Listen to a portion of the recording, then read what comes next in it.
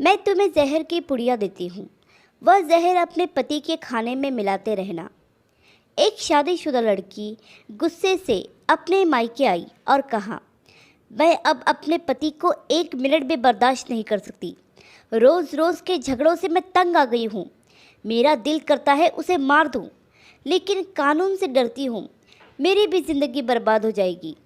माँ ने कहा, यह कोई बड़ी समस्या नहीं है। मैं तुम्हें एक जहर की पुड़िया देती हूँ। यह धीरे धीरे काम करता है। रोज़ इसे थोड़ा थोड़ा अपने पति के खाने में मिलाती रहना। हाँ, एक बात का ख्याल रखना, खाना स्वादिष्ट होना चाहिए ताकि तुम्हारे पति को शक ना हो। और एक बात का खास ध्यान रखना, तुम्हारे घर में रोज़ झगड़े होते हैं। तुम्हारे परिवार वाले यह बात जानते हैं कि तुम दोनों पति पत्नी का रिश्ता ठीक नहीं चल रहा है। अगर तुम्हारा पति मर जाएगा तो तुम पर ही शक जाएगा। कुछ दिनों के लिए घर का वातावरण ही बदल दो। घर में शांति रखो, पति के साथ प्रेम से रहो, उससे प्रेम से बात करो, बेवजह उससे उलझो नहीं और किसी बात की जिद ना करो। वह बेचारा तो कुछ दिनों का ही मेहमान है, उस बेचारे पर शक ना करो। और पति से बात करते समय आवाज़ में भी नरमी रखो ताकि तुम्हारे परिवार वालों को यह शक ना हो कि पति की मृत्यु में तुम्हारा हाथ है। लड़की ने माँ की बात मान ली और पुड़िया लेकर खुशी खुशी अपने घर चली आई।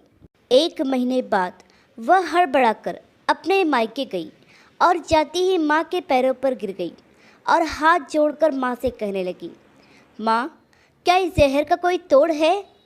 माँ ने कहा, क्यों? लड़की ने कहा, तुम्हारे कहे अनुसार मैं रोज़ थोड़ा थोड़ा जहर अपने पति के खाने में डाल रही थी और जिन बातों का ख्याल रखने के लिए तुमने कहा था वह भी कर रही थी, लेकिन मेरा पति बिल्कुल बदल गया है। वो मुझसे ठीक से बात भी नहीं करता था। अब ऑफिस से 4-5 बार फ़ोन करता है और मुझसे पूछता है कि मैंने खाना खाया या नहीं, काम ज़्यादा है क्या, अपना ख्याल रखा करो, थोड़ा आराम करो। मेरा बहुत ख्याल रखता है, मुझसे बहुत प्रेम करता है। अब कल ही मेरे जन्मदिन पर मुझे आईफोन गिफ्ट किया।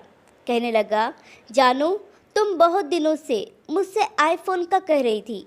मेरे पास पैसे नहीं थे, इसलिए मैं चुप था और मैं तुम्हें सरप्राइज़ देना चाहता था, इसलिए थोड़े थोड़े पैसे जमा कर रहा था और कुछ ईएमआई निकाल कर आज तुम्हारे जन्मदिन पर तुम्हें आईफोन का तोहफ़ा दे रहा हूँ। इसलिए जब तुम मुझसे आईफोन की ज़िद करती तो मैं टाल देता। उसकी बातें सुनकर, उसका प्रेम देखकर मैं बहुत शर्मिंदा हो गई कि मैं क्या कर रही हूँ। अपने ही पति को अपने ही हाथों से मार रही हूँ, जो मुझसे इतना प्यार करता है, मेरा इतना ख्याल रखता है। हमारा खोया हुआ प्यार वापस लौट आया है माँ। उसने मुझसे माफ़ी भी मांगी और कहा, मैं भी कभी कभी तुम्हें बहुत ज़्यादा डांटता हूँ, तुम पर बहुत ज़्यादा गुस्सा कर देता हूँ, मुझे माफ़ कर देना। माँ, मैं अपने किए पर बहुत शर्मिंदा हूँ, बहुत पछता रही हूँ। मैं तुम्हारे सामने हाथ जोड़ती हूँ, मुझे उस जहर का तोड़ बता दो। मैं अपने पति को खोना नहीं चाहती। यह कहते हुए बेटी फूट फूट कर रोने लगी। बेटी की बात सुनकर माँ हंस पड़ी और कहने लगी, क्या मैं पागल हूँ जो अपनी बेटी की बसी बसाई गृहस्थी बर्बाद कर दूँ? तुम चिंता न करो, तुम्हारे पति को कुछ नहीं होगा, क्योंकि वो जहर नहीं, हाजमे का चूर्ण था। तुम्हारे और तुम्हारे पति के रिश्ते में जहर तो तुम दोनों के बीच की कड़वाहट, शक, गुस्सा और असहनीयता था, जो अब दूर हो गया है।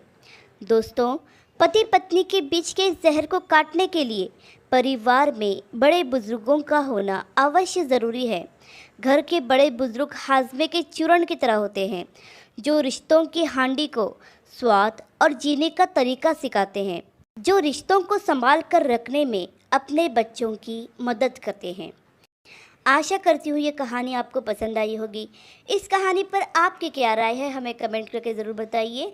कहानी पसंद आई हो तो लाइक और शेयर करना बिल्कुल भी ना भूलिए।